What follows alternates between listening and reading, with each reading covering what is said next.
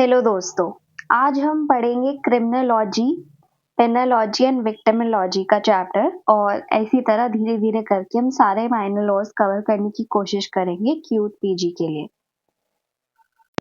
तो देख लेते हैं इसमें हम कौन-कौन से टॉपिक्स को टच करेंगे।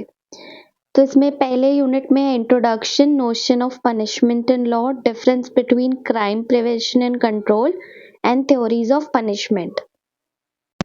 उसके बाद यूनिट 2 है kinds of punishment, sentencing policies and process, riddle of capital punishment. फिर यूनिट 3 में हमारा आएगा prison reforms, alternative to imprisonment, victimology, उसका introduction, history. And then fourth unit में हमारा विक्टिमोलॉजी, यूरोपियन अमेरिकन जो भी हमारे एक्सपीरियंसेस है वो सब आएंगे। और लास्ट यूनिट में हमारा विक्टिमोलॉजी इंडियन एक्सपीरियंस आएगा और लीगल फ्रेमवर्क्स आएगा। तो फिलहाल ये जो वीडियो है इसमें हम यूनिट 1 कवर करेंगे और आगे हम बाकी वीडियोस में बाकी यूनिट्स कवर करेंगे। ये आपका जो क्यूर पीजी का पेपर है ये एमसीक्यू पेपर है, तो आपको रटना नहीं है कुछ भी। मतलब आपको जैसे क्रिमिनोलॉजी है तो उसके ऊपर आपको पूरा एक पैराग्राफ नहीं आएगा, तो आप ट्राई करना कि इसमें जितना आपको छोटे वर्ड्स में चीज़ें समझ आए कि क्या एमसीक्यूज में क्या आ सकता है, उस टाइप की चीज़ें आपको ज़्यादा ध्यान देने की ज़रूरत है। ठीक है, तो मैंने उस हिसाब से ही यहाँ पे टॉपिक्स कवर किया है, बहुत लेंदी नहीं कवर किया है। जितना इम्पोर्टेंट मुझे लगा कि आना चाहिए, पता होना चाहिए, वो सारी चीज़ें मैंने कवर करने की कोशिश की है। तो जो क्रिमिनोलॉजी है वो लैटिन वर्ड से आया है क्रिमिन, विच मीन्स एक्यूजेशन। वही पेनोलॉजी जो है वो भी एक लैटिन वर्ड से आया है पोएना, विच मीन्स पेनल्टी, पेनोलॉजी पेनल्टी। ठीक है, एंड देन लास्ट है हमारा विक्टिमोलॉजी, जो कि वो भी एक लैटिन वर्ड से आया है विक्टिमा, मीनिंग विक्टिम। तो जो क्रिमिनोलॉजी होती है वो स्टडी होती है क्राइम एंड क्रिमिनल बिहेवियर पे। पेनोलॉजी स्टडी होती है punishments of crime and prison management पे। एंड विक्टिमोलॉजी मतलब विक्टिम के बारे में हम इसमें स्टडी करते हैं। तो आप ये मान लो कि क्रिमिनोलॉजी एक बहुत ही ब्रॉडर कॉन्सेप्ट है जिसकी सब फील्ड है पेनोलॉजी एंड विक्टिमोलॉजी। मतलब क्रिमिनोलॉजी के अंदर ही पेनोलॉजी एंड विक्टिमोलॉजी दोनों आती है।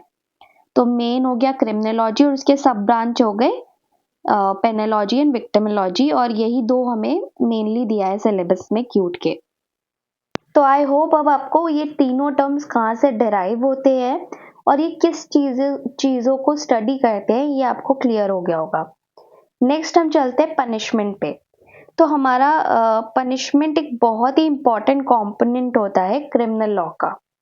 अगर हमें क्रिमिनल लॉ से पनिशमेंट रिमूव कर दें तो आपको क्या लगता है कि कोई भी क्रिमिनल लॉ को वैल्यू देगा? मतलब आईपीसी, सीआरपीसी कोई फॉलो करेगा अगर पनिशमेंट हटा दी जाए तो? नहीं। तो पनिशमेंट का जो एम होता है वो सजा देना नहीं होता है, उसका मेन एम जो होता है वो होता है लॉ एंड ऑर्डर को मेंटेन करना। अब ये जो पनिशमेंट है वो जनरली हार्श होती है, इसीलिए हम कहते हैं कि सजा दी जा रही है। लेकिन पनिशमेंट के बहुत सारे काइंड्स भी होते हैं जो हम आगे भी देखेंगे कि क्या क्या काइंड्स होते हैं। ठीक है, लेकिन बेसिकली हम यहाँ पे ये चीज समझ रहे हैं कि इसका मेन चीज होता है मेंटेन करना लॉ एंड ऑर्डर। अगर किसी ने इस ऑर्डर को खराब किया तो जो एग्रीव्ड पर्सन है उसको किसी तरीके से रिलीफ दी जा सके। और हमारा इससे ऑब्जेक्टिव क्या क्या निकल के आया है, तो मेन हम 3 ऑब्जेक्टिव इसके देते हैं। पहला होता है to maintain rules and regulations, कि सब लॉ एंड ऑर्डर मेंटेन रहे। दूसरा होता है टू एडमिनिस्टर जस्टिस, कि जो पार्टी एग्रीव हुई है उसे कुछ ना कुछ रिलीफ दी जा सके और जस्टिस उसके साथ प्रिवेल हो। और तीसरा होता है कि ये चीज जो हो चुकी है, मतलब किसी ने कुछ गलत कर दिया है, उसको दोबारा ना हो, कुछ ऐसे स्टेप्स करना कि वो दोबारा ना किया जा सके। जो ऑलरेडी कर रहा है वो भी ना करे और जो लोग नहीं कर रहे हैं वो भी ना करे, ये देख के कि कैसे पनिशमेंट दी जाती है। अगर हमने कुछ गलत करा तो हमारे साथ भी ऐसा ही होगा। तो आगे बढ़ते हैं। आगे हमारा आता है थ्योरीज ऑफ पनिशमेंट। तो वैसे तो हमें 7, 8, कई जगह आपको 10 भी दिख जाएगी थ्योरीज, पर जो मेन थ्योरीज है वो 4 पार्ट्स में ही डिवाइडेड है। पहली है डिटरेंट थ्योरी, फिर retributive theory, preventive theory and reformative theory. तो ये मेन 4 थ्योरीज है जो हर जूरिस्ट मानता है। इसके अलावा कुछ और भी हैं जो कुछ जूरिस्ट नहीं मानते हैं, कुछ मानते हैं और उतने इम्पोर्टेंट भी नहीं रखते। तो हम ये मेन 4 पढ़ेंगे। सबसे पहला है डिटरेंट थ्योरी। ये थ्योरी प्रोपाउंड की थी जर्मी बेंथम ने। डेटर का मतलब होता है टू प्रिवेंट। तो ये थ्योरी का सिंपल सा मीनिंग यही निकलता है कि हम क्रिमिनल्स को किसी तरह रोके कोई क्रिमिनल एक्टिविटी या क्राइम करने से। और ये थ्योरी बेसिकली ऐसे पनिशमेंट्स अवॉइड करती है जिससे एक डर क्रिएट हो क्रिमिनल के माइंड में और वो ये चीजें ना करे आगे। इसमें एक फेमस केस लॉ है state of Himachal Pradesh versus Nirmala Devi. इसमें कोर्ट ने हेल्ड किया था कि डिटरेंट थ्योरी जो होती है वो सीरियस नेचर या हीनियस क्राइम में ज़्यादा हेल्पफुल होती है, बिकॉज इस थ्योरी का ये मानना है कि अगर तुम कुछ ऐसी पनिशमेंट दो जिससे लोग को डर क्रिएट हो कि वो आगे ना करे, तो ये थ्योरी हम अगर सीरियस ऑफेंसेस में लगाते हैं तो लोग डरेंगे कि आगे वो ऐसा ऑफेंस ना करे।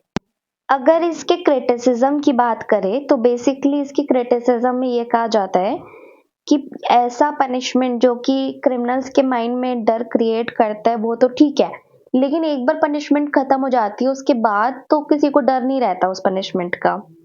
दूसरा ये माना जाता है कि अगर हम ऐसी पनिशमेंट्स दे जो माइंड में डर क्रिएट करे तो कहीं ना कहीं सिंपैथी मिल सकती है क्रिमिनल्स को कि उनके साथ गलत हो रहा है। और तीसरा ये कि ये थ्योरी तो हार्डकोर क्रिमिनल्स के साथ काम नहीं आती क्योंकि उन्हें पनिशमेंट का डर ही नहीं होता। और इसका एक फेमस एग्जाम्पल अगर हम बात करें जो रियल लाइफ में अभी हम सब ने ही देखा है वो है निर्भया केस। ठीक है, निर्भया केस में क्या हुआ कि लोग को डेथ पनिशमेंट्स तो मिली, जिन्होंने हीनियस ऑफेंस करा ऐसा उन्हें डेथ पनिशमेंट तो मिली, लेकिन क्या वो पनिशमेंट देने के बाद लोग का डर इतना ज्यादा बढ़ गया कि रेप बंद हो गए? नहीं, ऐसा नहीं हुआ। मतलब लोग अभी भी रेप बहुत ज्यादा हो रहा है और लोग को कोई डर नहीं है कि हमें डेथ पेनल्टी मिल सकती है। तो ये थ्योरी यहाँ पे फेल कर जाती है। नेक्स्ट थ्योरी हमारी है रेट्रिब्यूटिव थ्योरी। ये थ्योरी बेस्ड है प्रिंसिपल्स जैसे tit for tat, I for I. जैसे हम नहीं कहते तुम पत्थर का जवाब पत्थर से देना, तो इन थ्योरीज पे बेस्ड है, जिसका सिंपल सा मतलब होता है कि जो तुम करोगे उसके बदले में तुम्हें रिटर्न में भी मिलेगा, पे बैक जिसे हम कहते हैं। या फिर इसका दूसरा नाम जो हम बोलते हैं इस थ्योरी को वो है वेंजेंस थ्योरी। अब हमें दूसरा नाम भी याद रखने की जरूरत है क्योंकि ये एक एमसीक्यू पेपर है, तो ऑल्टरनेटिव नेम्स भी याद करना जरूरी है। तो इस थ्योरी का ऑल्टरनेटिव नेम है वेंजेंस थ्योरी। अगर इस थ्योरी की क्रिटिसिज्म की बात करें तो ये थ्योरी कहती है कि प्रपोर्शन डिसाइड करना बहुत मुश्किल है कि एक पर्सन को कितना पेन या कितना प्रॉब्लम हुआ है और उस हिसाब से उसको उतनी ही पनिशमेंट देना, ये प्रपोर्शन डिसाइड करना बहुत ही मुश्किल है। दूसरा ये कहता है कि अगर हम रिवेंज के बेसिस पे जस्टिस लेने लगे तो पूरा जस्टिस सिस्टम ही हिल जाएगा, बहुत ही एक गलत इन्वायरमेंट सेट होगा।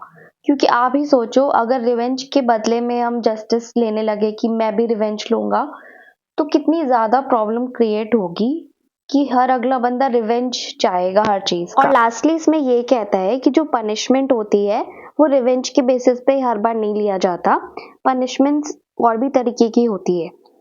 फॉर एग्जाम्पल अगर हम बात करें कि अगर रेप के बदले में हम ऑफेंडर को रेप की पनिशमेंट नहीं दे सकते, राइट, तो हमें दूसरे टाइप की पनिशमेंट्स उन्हें देनी पड़ती है।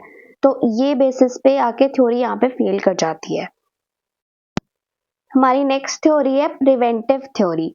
अब बाकी थ्योरीज की तरह इसका एम रिवेंज लेना नहीं होता, जैसे डिटरेंट थ्योरी में भी हमने देखा एक फियर क्रिएट करना, वैसे ही रिबेटिव थ्योरी में हमने देखा कि हमें रिवेंज लेना है, tit for tat, but preventive theory ये थोड़ी अलग टाइप की थ्योरी है। इस थ्योरी के हिसाब से अगर कोई क्राइम करता है तो उसे हम सोसाइटी से एक्सक्लूड कर देते हैं, चाहे डेथ पेनल्टी देके, मतलब ताकि वो जो पर्सन है वो दोबारा वो क्राइम ना कर सके और सोसाइटी पे उसका इम्पैक्ट ना पड़े। ऐसे केसेस में उन्हें generally death penalty, life imprisonment या प्रिजन में कन्फाइन कर दिया जाता है ताकि वो सोसाइटी से एक्सक्लूड हो सके और वही पर्सन दोबारा भी वो क्राइम ना कर सके।